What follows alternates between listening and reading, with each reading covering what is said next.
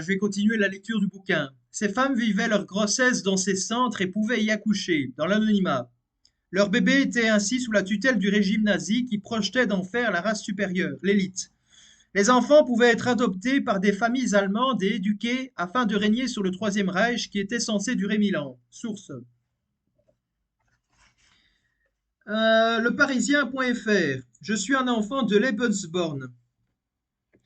Fin février 2020, la police nigériane a libéré une vingtaine d'enfants retenus dans une usine à bébés. Dans ces lieux, les femmes sont enfermées et violées pour donner naissance à des enfants destinés à être revendus.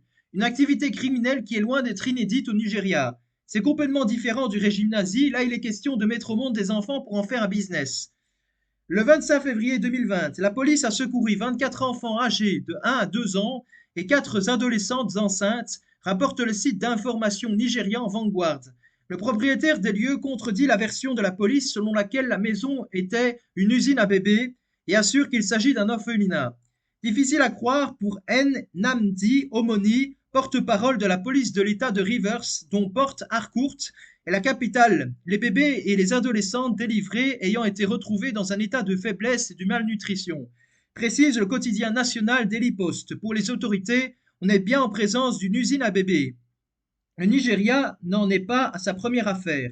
Dans ces usines à bébés, des femmes kidnappées, généralement jeunes, sont enfermées puis violées par leurs ravisseurs. Les nouveau-nés sont vendus dans des circuits clandestins d'adoption ou d'autres trafics d'êtres humains. Les enfants servent parfois pour des sacrifices rituels. Les bébés peuvent ainsi être vendus entre 300 000 neras, 745 € pour les filles, et 500 000 neras, 1240 € pour les garçons, estimait le Daily Post dans un article publié en septembre dernier. Depuis, au moins 3 sites de ce type à travers le pays ont été démantelés par les autorités. Les trafiquants utilisent différents modes opératoires pour enlever les jeunes filles venues de régions éloignées et leur promettent parfois du travail en ville ou proposent une prise en charge médicale à des femmes déjà enceintes. Pour ne pas éveiller les soupçons, ce sont parfois des femmes qui approchent les adolescentes.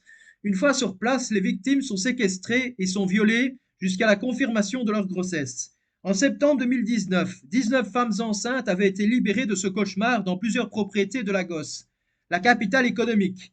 Un an auparavant, ce sont 162 enfants qui étaient retenus dans 2 orphelinats non répertoriés de Lagos. Source. Trafic au Nigeria, le calvaire des femmes dans les usines à bébés. Courrierinternational.com. Trafic au Nigeria, le calvaire des femmes dans les usines à bébés. Chimère. Dans la mythologie grecque, la chimère est une créature fantastique malfaisante dont le corps tenait généralement pour moitié du lion et pour l'autre moitié de la chèvre, et qui avait la queue d'un serpent. Le nom de chimère a été donné à des bêtes fantastiques et n'ont que de commun avec l'animal de la mythologie que le caractère composite bizarre. Les expérimentations dites de chimères, c'est-à-dire mélangeant les cellules d'espèces animales différentes, sont anciennes. Les premières datent de 1969, quand la biologiste française Nicole Le Douarin créait embryons caille-poulet. Depuis quelques années, des équipes dans le monde expérimentent le mélange d'espèces animales avant l'être humain. En 2017, des cellules humaines étaient intégrées à des embryons de porc. En 2018, à des embryons de moutons. Une seule équipe en France travaille sur le chimérisme. C'est elle qui vient de publier son expérience dans la revue Stem Cell Reports. Elle a introduit des cellules humaines dites iPS dans des embryons de singes et les a cultivées en laboratoire durant 3 jours. Ces cellules iPS sont des cellules humaines adultes qui ont été reprogrammées en laboratoire pour redevenir à l'état originel non spécialisé des cellules souches pluripotentes. Ce type de cellule a alors la capacité de devenir n'importe quel tissu du corps. L'équipe a procédé à plusieurs expériences. Elle a injecté d'un côté des cellules souches embryonnaires de souris ou de macaques, de l'autre des cellules iPS humaines dans des embryons de lapins ou de singes. L'équipe a constaté que les embryons dans lesquels on avait injecté des cellules souches de souris étaient tous chimériques et les cellules se mélangeaient pour continuer le développement embryonnaire. Seuls 20 à 30% des embryons dans lesquels ont été injectés des cellules souches embryonnaires humaines ou de singes devenaient vraiment chimères et en intégrant seulement 2 ou 3 cellules humaines ou de singes. Une autre équipe sino-américaine a publié quasiment en même temps dans la revue Cell. Elle a cultivé les embryons jusqu'à 19 jours, un stade de développement où le système nerveux des primates a commencé son développement. Ils ont injecté 25 cellules iPS humaines dans 132 embryons de macaques de 6 jours. Au 9e jour, la moitié d'entre eux étaient chimériques. Au 13e jour, un tiers l'était encore. Au 19e jour, seuls 3 l'étaient encore. Le taux de cellules humaines ne dépassait pas les 5 à 7% dans la chimère. Ces résultats montrent que cela fonctionne en réalité très mal. En France, la création d'embryons chimères, est interdite. L'actuel projet de loi bioéthique envisage dans son article 17 d'autoriser la recherche utilisant l'introduction de cellules humaines, cellules embryonnaires ou cellules iPS dans des embryons d'animaux. Un amendement a même envisagé l'autorisation d'implanter ces embryons dans des utérus femelles pour aller jusqu'à la naissance de petites chimères homme-animal. L'Assemblée nationale y est favorable, le Sénat s'y oppose. Les raisons évoquées pour revendiquer ces recherches sont plus ou moins opaques, fallacieuses ou fantasmées. Certains rêvent de parvenir à créer des organes humains dans des animaux en vue de fournir des greffons pour la transplantation, un scénario qui relève de la science-fiction, comme le reconnaît Pierre Savatier, chercheur à l'INSERM qui a coordonné les travaux de l'équipe française et milite pour l'autorisation de ces pratiques. Bien que la création de chimères soit actuellement interdite en France par la loi bioéthique, qui ne précise pas que cela pourrait concerner aussi l'utilisation des cellules iPS, la loi de 2011 ne l'ayant pas anticipé. Cette équipe procède malgré tout à ces expériences partant du principe que ce qui n'est pas interdit est autorisé. Pour ce chercheur, les premiers grands domaines qui pourraient bénéficier de ces recherches sont la médecine de la procréation et la thérapie cellulaire, notamment utilisées dans la lutte contre la dégénérescence cellulaire. Actuellement, il est clair que le domaine de la procréation médicalement assistée PMA a besoin de connaissances sur le développement des embryons humains pour améliorer la fécondation in vitro.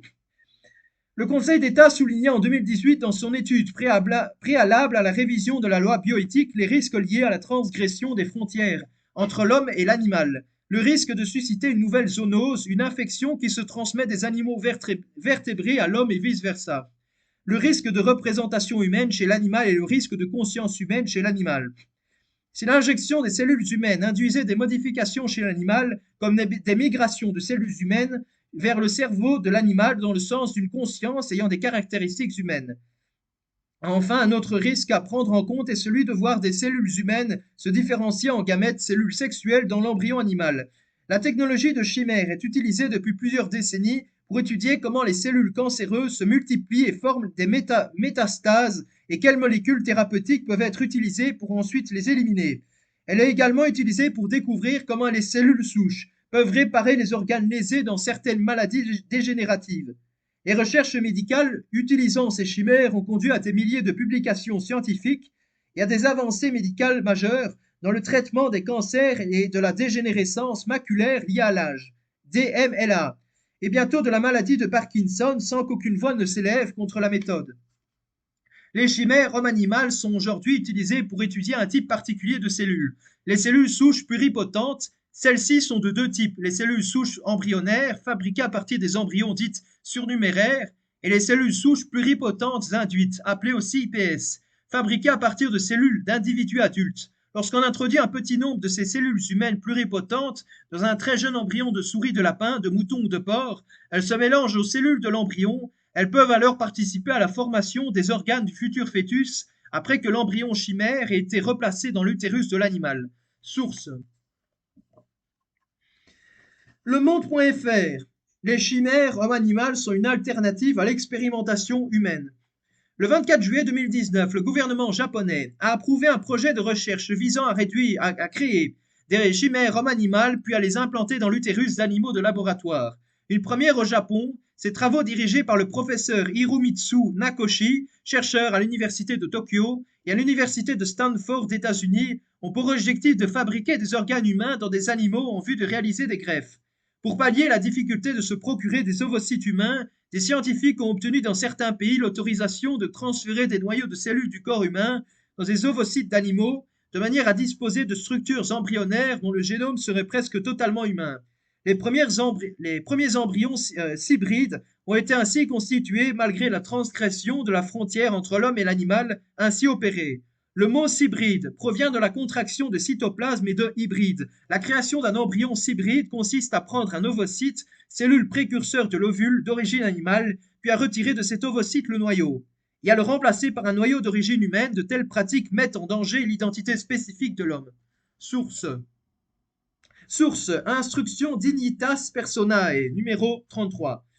En pratique, les chercheurs prennent un embryon animal dans lequel un gène a été modifié afin qu'il ne développe pas un organe en particulier. Ils y injectent ensuite des cellules pluripotentes humaines. Ces cellules indifférenciées ont la particularité de pouvoir se transformer en cellules de n'importe quel organe du corps, cellules de cœur, de foie, de pancréas. Une fois implanté dans l'utérus d'une femelle animale, l'embryon homme-animal va pouvoir se développer au chaud. En réalité, des chimères, ces organismes dont les cellules sont issues de plusieurs espèces, sont déjà fabriqués en laboratoire depuis plusieurs années. Des xénogreffes, greffes où le donneur et le receveur appartiennent à des espèces différentes, NDLR, ont lieu tous les jours, indique le docteur Hervé Schnewes. C'est grâce à elle qu'ont pu être développées et testées de nombreuses chimiothérapies. L'équipe du professeur Nakoshi n'en est pas à son coup d'essai. Grâce à cette méthode, l'équipe du professeur Nakoshi a pu fabriquer un hybride rat-souris. Rappelle Pierre Savatier, directeur de recherche à l'Institut Cellules Souches et Cerveau de l'INSERM. Ils ont créé une souris avec un pancréas de rat. Une fois transplanté, l'organe a permis de soigner un rat qui souffrait de diabète. Pierre Savatier explique, si l'on fait pousser un organe humain chez la souris, il sera minuscule et donc inutilisable. On doit donc utiliser des animaux plus gros. Le porc est une option, mais c'est une espèce assez éloignée de l'homme. On se sert de la technique pour des visées thérapeutiques, mais il y a toujours la peur que cela aille plus loin. S'inquiète le docteur Alain de Broca, directeur de l'espace de réflexion éthique régional de Picardie. Clonage. Le terme clone est utilisé pour la première fois en 1903 par le botaniste H.J. Weber en désignant des plantes reproduites par multiplication asexuée.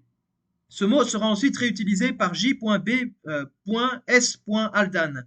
Le clonage désigne principalement deux processus. C'est d'une part la multiplication naturelle ou artificielle à l'identique d'un être vivant, c'est-à-dire avec conservation exacte du même génome pour tous les descendants, les clones.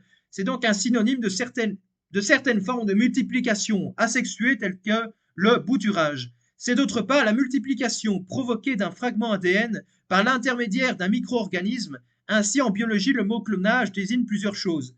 D'une part, le fait de reproduire des organismes vivants pour obtenir des êtres génétiquement identiques. Ceci peut s'appliquer à de simples cellules, clonage cellulaire, par prélèvement d'une seule cellule qui est mise en culture de manière individuelle, ou bien des animaux, donc y compris les êtres humains et des végétaux, clonage reproductif, bouturage. L'ensemble de ces cellules ou des individus forment un seul et même clone tant que le patrimoine génétique est identique. D'autre part, une technique de biologie moléculaire qui consiste à isoler un fragment d'ADN et à le multiplier à l'identique en l'insérant dans une molécule d'ADN porteuse appelée vecteur permettant son amplification. Cette technique de biologie moléculaire peut être utilisée par un clonage partiel ne portant que sur un fragment de matériel génétique ADN, mais aussi pour le clonage d'un gène entier permettant la production de la protéine recombinante correspondante. L'insertion est souvent réalisée à l'aide d'un vecteur, le plus communément utilisé étant les virus ou les plasmides, petites molécules d'ADN cycliques. Au sens scientifique, le clonage est l'obtention d'un être vivant génétiquement identique à l'original qui a fourni son génome. Des vrais jumeaux monozygotes, issus de la division d'un même ovule. Chez les animaux et chez l'homme, ce sont des clones naturels. Ils démontrent à la fois les ressemblances et les différences que l'on peut attendre chez des clones artificiels en raison du contexte différent où ils peuvent être placés, alimentation, traitements différents par l'éleveur ou les parents, etc. De plus, chez certaines espèces animales, les femelles peuvent pondre des œufs qui n'ont pas été fécondés par des mâles et qui contiennent pourtant un bébé.